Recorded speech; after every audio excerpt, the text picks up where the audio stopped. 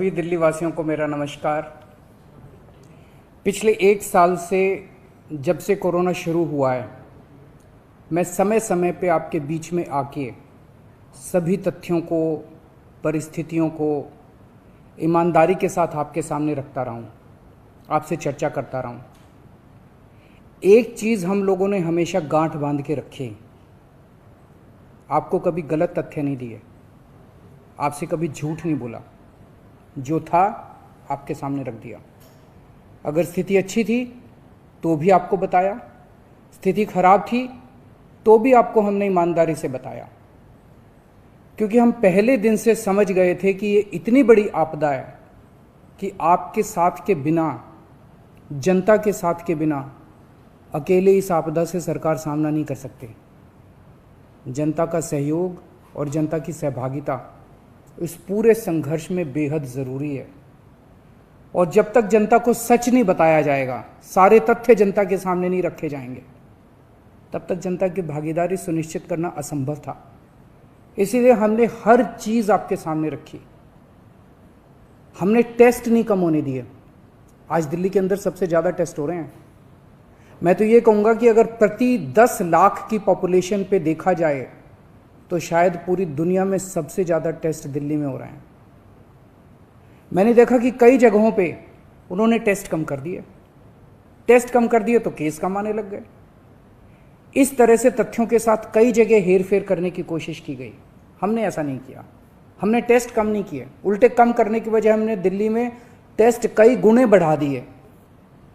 आज लगभग 1 लाख टेस्ट दिल्ली में डेली हो रहे हैं। हमने मौत के आंकड़े आपसे नहीं छुपाए। जितनी मौतें होती थी हमने सब आपके सामने रखी, ईमानदारी से रखी। अगर ज़्यादा हो रही थी तो ज़्यादा बताई, कम हो रही थी तो कम बताई। कितने बेड्स हैं, कितने आईसीयू बेड्स हैं, क्या परिस्थितियां हैं, हर चीज़ आपके सामने ईमानदारी के साथ रखी।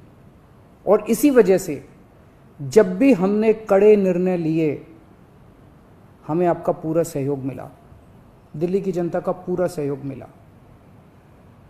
मैं हमेशा कहता हूं कि हमारी दिल्ली एक परिवार है। दिल्ली के 2 करोड़ लोग एक परिवार हैं, और जब परिवार में कोई आपदा आती है तो सारे परिवार के लोग मिलकर उसका सामना करते हैं। अब भी हम सभी मिलकर इसका सामना करेंगे। पहले भी जीत हुई थी, अब भी जीत होगी। आज दिल्ली में क्या परिस्थिति है? पिछले 24 घंटे में दिल्ली में लगभग 23,500 केस आए हैं।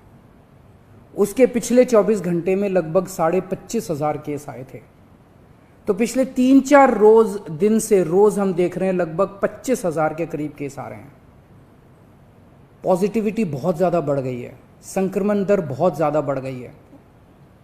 दिल्ली के अंदर अस्पतालों में उपलब्ध बेड्स की भारी कमी हो रही है। डेली 25-25 हज़ार अगर पेशेंट्स आएंगे तो कोई भी व्यवस्था चरमरा सकती है। दिल्ली के अंदर बेड्स की भारी कमी हो रही है। आईसीयू बेड्स दिल्ली में लगभग ख़त्म हो गए हैं।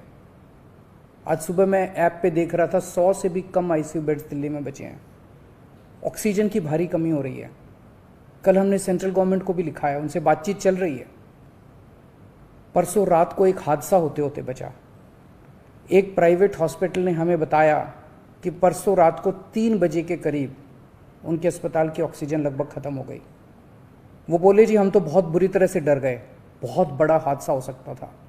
इधर उधर हाथ पैर मार के किसी तरह से उन्होंने कहीं से ऑक्सीजन का इंतजाम किया। दवाइयों की कमी हो रही है, रेमडेसिविर दवाई की खासकर काफ़ी कमी हो रही है। ये सारे तथ्य मैंने आपको डराने के लिए नहीं बताए। ये सारी परिस्थिति है, और इन परिस्थितियों में हमें अब अगला कदम क्या उठाना है, इस पे चर्चा करने के लिए मैंने आपको ये परिस्थिति बताई है। तो दिल्ली के अंदर कोरोना की परिस्थिति काफ़ी गंभीर है। अभी तक हमने दिल्ली के अंदर हेल्थ सिस्टम को बड़े अच्छे तरीके से मैनेज किया। दिल्ली में 4थी वेव आई है। पहली वेव पिछले साल जून में आई थी, जिसमें 4,500 के करीब केस आए थे। दूसरी वेव आई फिर सितंबर में, फिर तीसरी वेव आई जिसमें 8,500 के करीब केस आए थे। दुनिया के कई शहर ऐसे हैं, बड़े बड़े देशों के, विकसित देशों के शहर, जहाँ 6,000 केस आए तो उनका पूरा हेल्थ सिस्टम चरमरा गया, कोलैप्स कर गया। दिल्ली में 8,500 केस आए पिछली बार तीसरी वेव में, तब भी हमारा सिस्टम कोलैप्स नहीं किया, उल्टे हमने और ज़्यादा अपनी तैयारियां शुरू कर दी। आज 25,000 केस आए हैं। अब दिल्ली का हेल्थ सिस्टम अपनी सीमा तक पहुंच गया है। हमारा हेल्थ सिस्टम अब बहुत ज़्यादा तनाव में है। मैं ये नहीं कहूँगा कि हमारा हेल्थ सिस्टम अभी कोलैप्स किया है, लेकिन आज हमारा हेल्थ सिस्टम बहुत ज़्यादा तनाव में है। किसी भी हेल्थ सिस्टम की अपनी सीमाएं होती हैं। अनगिनत पेशेंट्स तो कोई भी सिस्टम नहीं ले सकता ना। किसी भी सिस्टम की अपनी सीमाएं हैं। पिछले 5 साल में आपकी सरकार ने दिल्ली में बहुत बड़े स्तर पे स्वास्थ्य के क्षेत्र में काम किया है। खूब नए हॉस्पिटल खोले हैं, मोहल्ला क्लिनिक, पॉली क्लिनिक बनाए हैं। बहुत बड़े स्तर के ऊपर स्वास्थ्य के क्षेत्र में काम हुआ है। यही कारण है कि आज 25,000 केस के ऊपर भी दिल्ली का सिस्टम चल रहा है। लेकिन अब इसके बाद अगर तुरंत कुछ कठोर कदम नहीं उठाए गए तो ये सिस्टम कोलैप्स कर सकता है। और अगर हेल्थ सिस्टम कोलैप्स कर गया तो मुझे डर है कहीं बहुत बड़ी त्रासदी ना हो जाए। जैसे मैंने बताया कि कल एक अस्पताल में ऑक्सीजन बिल्कुल ख़त्म हो गई थी और बहुत बड़ी त्रासदी होते होते बची। मैंने वीडियोस देखे हैं, तस्वीरें देखी हैं, आपने भी देखी होंगी सोशल मीडिया पे। दुनिया के कई शहर ऐसे हैं जहां कॉरिडोर में पेशेंट्स पड़े हुए हैं, सड़कों के ऊपर लोग दम तोड़ रहे हैं। अभी तक हमने दिल्ली को उस किस्म की त्रासदी से बचाया है, वैसा नहीं होने दिया। आज सुबह 11 बजे मेरी और एलजी साहब की मीटिंग हुई और इन सारे पहलुओं के ऊपर, सारी परिस्थिति के ऊपर काफ़ी विस्तार से बातचीत हुई। और उस बातचीत के बाद हमें ये लगा कि दिल्ली का हेल्थ सिस्टम बड़ी मात्रा में और अधिक पेशेंट्स अब लेने में असमर्थ है। अगर हमने अभी लॉकडाउन नहीं लगाया तो कहीं ऐसा ना हो कि बड़ी त्रासदी हो जाए।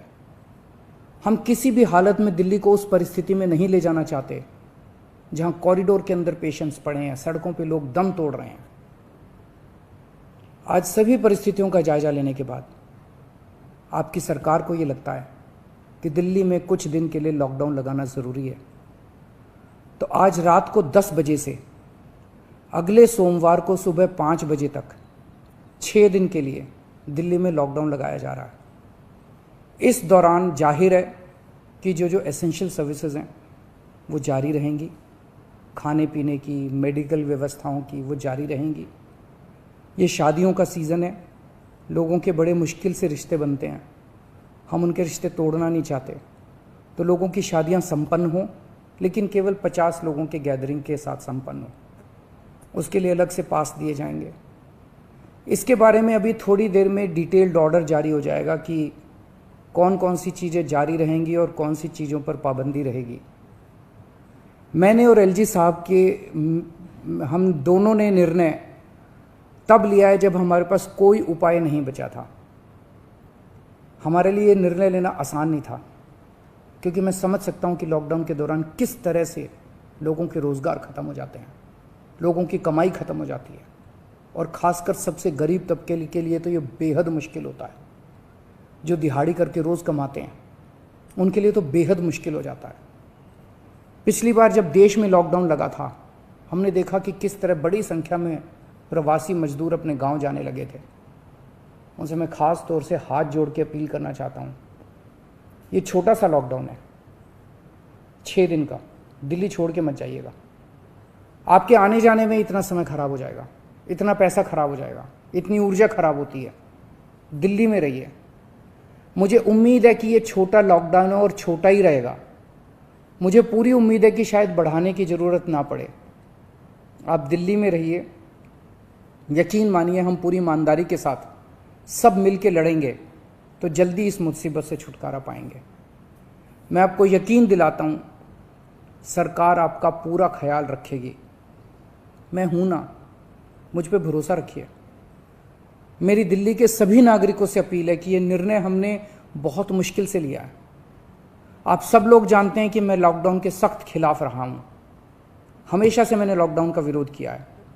मेरा ये मानना है कि लॉकडाउन से कोरोना ख़त्म नहीं होता, लॉकडाउन से कोरोना की स्पीड कम हो जाती है। मेरा हमेशा ये मानना है कि अगर किसी भी शहर या राज्य की स्वास्थ्य व्यवस्था अपनी सीमा तक पहुंच जाए तो लॉकडाउन लगाना जरूरी हो जाता है, ताकि पेशेंट्स का नंबर कम हो जाए, ताकि हेल्थ सिस्टम को और दुरुस्त किया जा सके। ये जो 6 दिन का लॉकडाउन हम लगा रहे हैं, ये जो 6 दिन हम ले रहे हैं आपसे, इन 6 दिनों के अंदर हम बहुत बड़े स्तर के ऊपर और दिल्ली में बेड्स की व्यवस्था करेंगे। केंद्र से हम मदद मांग रहे हैं, उनसे लगातार संपर्क में हैं। केंद्र सरकार हमारी मदद भी कर रही है, उसके लिए हम केंद्र सरकार के शुक्रगुजार हैं। उनसे ऑक्सीजन की व्यवस्था करेंगे, दवाइयों की व्यवस्था करेंगे। इस लॉकडाउन के समय को हम इन सब चीज़ों के लिए इस्तेमाल करेंगे। मेरी अब सब लोगों से गुजारिश है कि लॉकडाउन का पूरी तरह से पालन करें, घर से बाहर इस दौरान ना निकलें। पहले भी हमने कई कठिन निर्णय लिए और आपने मेरा पूरा साथ दिया। मुझे पूरी उम्मीद है आज भी आप मेरा साथ देंगे। हम मिलके इसका मुकाबला करेंगे और ज़रूर जीतेंगे। नमस्कार।